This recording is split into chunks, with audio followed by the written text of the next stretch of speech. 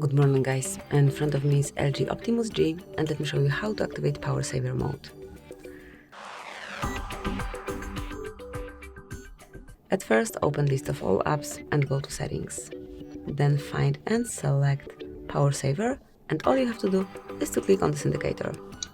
Once it is active, your power saving mode is on, then you can switch it off the same way. So once you click on the left side of this button, you can customize it a bit. So you can set up some automatic rule, so your power saving mode can be activated once your battery hit 10, 20, 30 or even 50% of the battery. But let me do it with 10%. And that's it, that would be all. Here you can customize your power saving mode and a bit lower you can read your battery information.